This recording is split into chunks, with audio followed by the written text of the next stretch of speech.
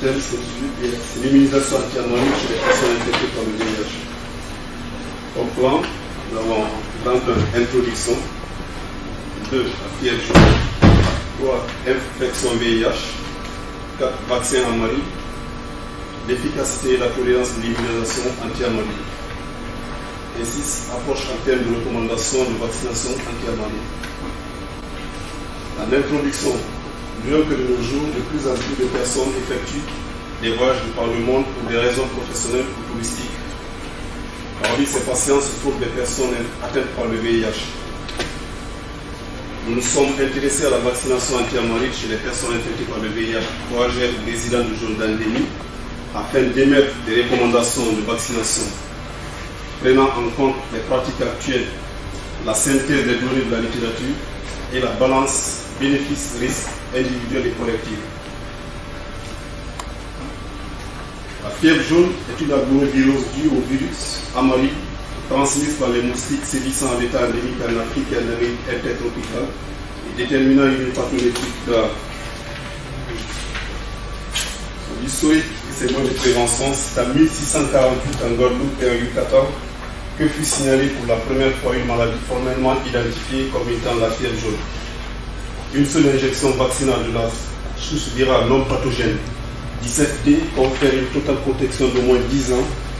On peut également prévenir la fièvre jaune en luttant contre l'agent vecteur, qui est encore appelé la lutte antivectorielle. L'infection VIH. Au stade initial de l'infection VIH, le virus envahit les lymphocytes T4 et les macrophages. Dans la première phase de l'infection, les individus font parfois de la fièvre accompagnée d'éruptions cutanées et de l'enflure des glandes lymphatiques, puis entrent dans une phase prolongée sans symptômes. Dans la seconde phase, le système immunitaire continue de bien fonctionner et la concentration virale demeure relativement faible. En moyenne, il y a une période de 8 à 10 ans entre l'infection initiale et le sida clinique chez les adultes. Historique et épidémiologie du vaccin. Le vaccin ammonite actuellement utilisé est le vaccin vivant atténué Rockefeller 17D, largement utilisé en Afrique et en Amérique intertropicale, et qui a supplanté dans les années 60 le vaccin de l'Institut Pasteur de Dakar, inducteur d'encéphalopathie. En mai 2002, 6 producteurs produisaient le vaccin ammonite.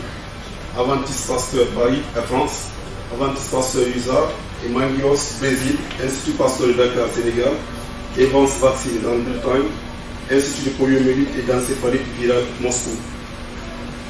En 2002, sur la liste actualisée de l'OMS, ne figurent plus les centres de production des USA et de Russie. Mode d'administration.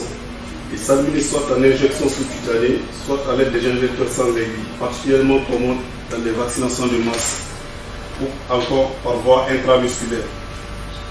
On peut utiliser la souche 17D dès l'âge de 1 an, voire 6 mois, en cas de risque important. Une seule injection suffit. Contre-indication du vaccin ammonite. C'est un vaccin qui est contre-indiqué chez les patients qui ont un état de carence immunitaire congénitale ou acquis, c'est le cas de l'infection par le VIH, les affections malignes évolutives, une allergie vraie à l'un des composants du vaccin, notamment l'ovalbumine, l'association à certains médicaments comme les cytotoxiques, puisqu'il existe un risque de maladie vaccinale généralisée mortelle, un âge inférieur à 6 mois, la grossesse et l'allaitement ne sont pas des contre-indications, même s'il n'est pas conseillé de pratiquer les vaccinations chez la femme enceinte. Ça, c'est la liste des pays qui exigent la vaccination anti-ammonite, je vais passer brièvement. Également, la répartition géographique de la fièvre jaune en Afrique. On se rend compte que de la partie ouest à la partie est, en passant par le centre, toute cette zone est dominée par la fièvre jaune. Également, la répartition géographique de la fièvre jaune en Amérique du Sud. En grand 5, parlons de l'efficacité et la tolérance de l'immunisation anti-ammonite dans une population en général. Disons que la tolérance est dans l'ensemble bonne. On peut noter des incidents allergiques dus aux traces d'ovalbumine contenues dans le vaccin. Il s'agit des réactions anaphylactiques précoces, de réactions d'hyperexcitabilité retardées au 9e jour ou encore de réactivation de manifestations allergiques habituelles. En général, les réactions anaphylactiques sont dues à la gélatine utilisée pour stabiliser le vaccin et sont observées dans une population de 1 pour 58 000 vaccinations anti-ammonite. Il n'est pas inhabituel également de constater des réactions cutanées au site d'injection. Dans 10% des cas, on signale une poussée fébrile avec courbature, asthénie et céphalée vers le 4e, 6e jour post-vaccinal. Le cas de l'immunodéficience humaine, patient VIH+, l'une des questions critiques encore non résolues concerne l'innocuité et l'efficacité du vaccin anti-amaril chez les sujets positifs pour le virus de l'immunodéficience humaine. Il reste à déterminer si cette séropositivité affecte matériellement la séroconversion, quel est le risque d'invasion du système nerveux et d'encéphalopathie, à quel stade de l'infection à VIH la vaccination anti-amaril devrait être contre-indiquée et s'il existe des différences dans l'incidence des effets indésirables mineurs et majeurs chez les sujets VIH positifs. Le vaccin amaril et le voyageur international VIH+. La vaccination contre la fièvre jaune, virus vivant atténué, est en principe contre-indiquée chez les patients porteurs du VIH. Le risque d'encéphalopathie post-vaccinale est faible, mais des cas ont été décrits chez les sujets infectés par le VIH. La seule mesure consensuelle est que la vaccination n'est pas recommandée chez les sujets ayant un taux de CD4 inférieur à 200 par millimètre cube. Le vaccin amaril et le patient résident autochtone en zone endémique. Une étude menée en Côte d'Ivoire par l'équipe de Sibaïdi auprès d'enfants vaccinés contre la fièvre jaune et une réponse adaptée à la vaccination, comparée à 74% des enfants non infectés par le VIH. Le taux assez bas d'efficacité du vaccin amaril chez les enfants non infectés par le VIH, 74%, amène à se poser des questions sur la qualité et les conditions de conservation des vaccins.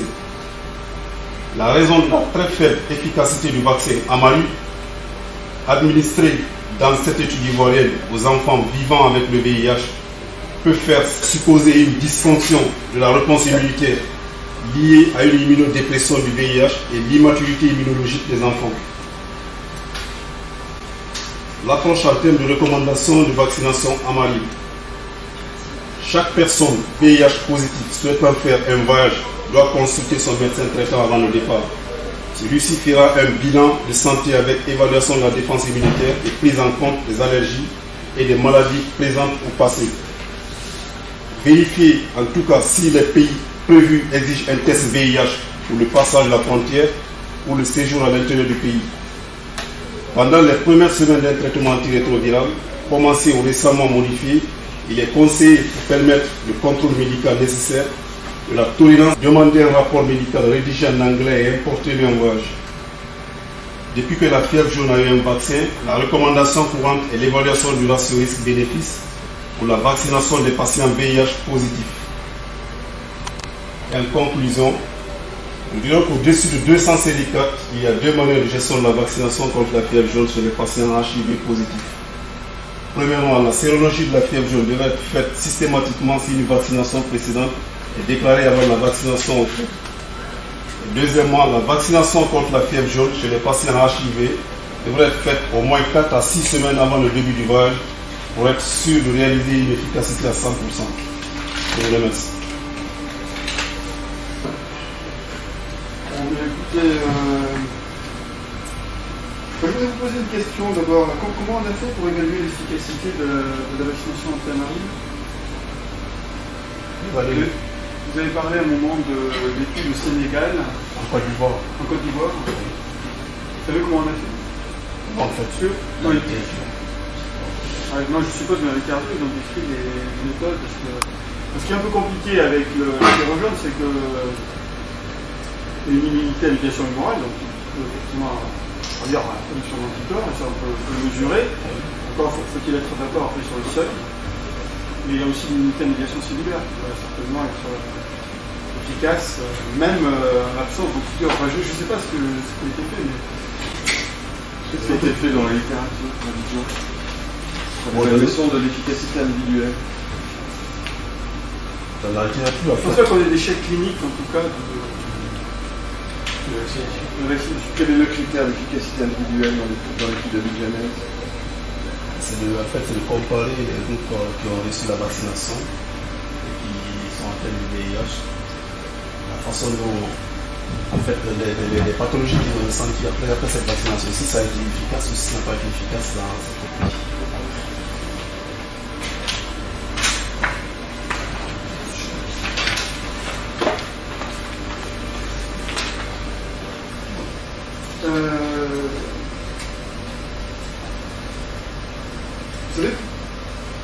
s'il y a de la fièvre jaune? Vous savez s'il y a de la fièvre jaune en Asie?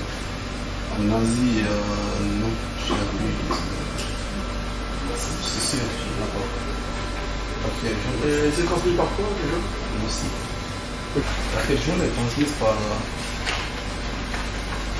C'est aussi du genre Aedes aegypti en particulier. Et pourtant, il y a des Aedes aegypti nazis. Dans la fièvre, je n'ai pas vu. En fait, on ne sait pas pourquoi il n'a pas un nazi.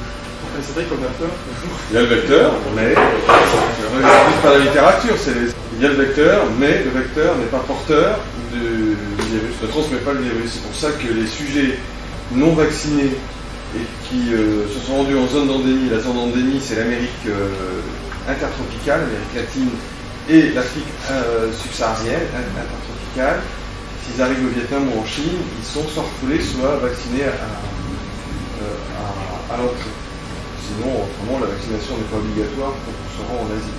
Sauf lorsqu'on vient d'une zone d'endémie, sans le fait de pouvoir fournir la certification de la réalisation de l'immunisation. Combien de temps dure l'immunisation de la vaccination anti-Marie? 10 ans. 10 ans. C'est en fait l'efficacité administrative. C'est long. Non, c'est bon, non, mais je crois que ça devrait compléter. Dites-moi là, un sujet VIH est dit dans les recommandations, imaginez qu'il est 250 CD4, a une sérologie qui est négative, il doit se rendre en Guinée. C'est la Guinée. Il y a la fièvre jaune en Guinée ou pas? Oui, il y en a beaucoup. Sous forme épidémique. Il doit y retrouver impérativement quelqu'un de sa famille, il doit réaliser son voyage. La Guinée, à l'entrée sur le territoire, va imposer l'acception de la certification de la vaccination anti-Marie, le document jaune de l'OMS. Vous avez dit que dans cette situation, vous n'avez pas osé, compte tenu de son patrimoine qui est proche de 200 CD4, réaliser l'acte vaccinal.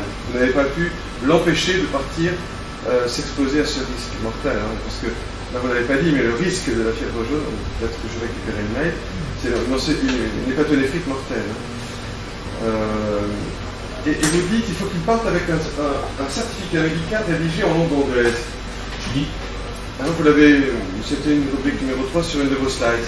Qu'est-ce que c'est qu'il y a sur ce certificat médical rédigé en langue anglaise?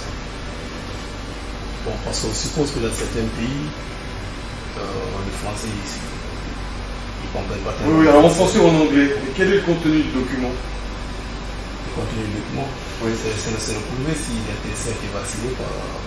Il n'a pas pu être vacciné. S'il n'a pas pu être vacciné. C'est pour ça qu'il arrive avec le document jaune qui est blanc. Qui est non rempli. Mais s'il n'a pas été vacciné, à la frontière, il peut avoir une vaccination. Donc vous dites qu'il part avec un document. C'est la vaccination, c'est le certificat de vaccination. Vous pouvez remettre la slide?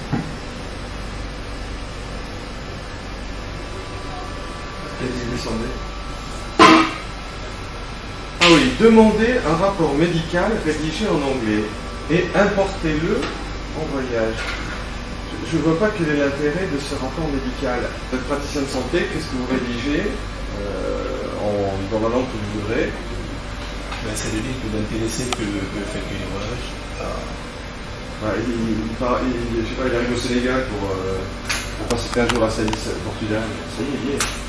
Le secret médical ne se partage pas, et c'est au patient, s'il a des problèmes de santé, à allouer l'information médicale s'il a besoin de rentrer en contact avec le système de soins, soit en France ou ailleurs.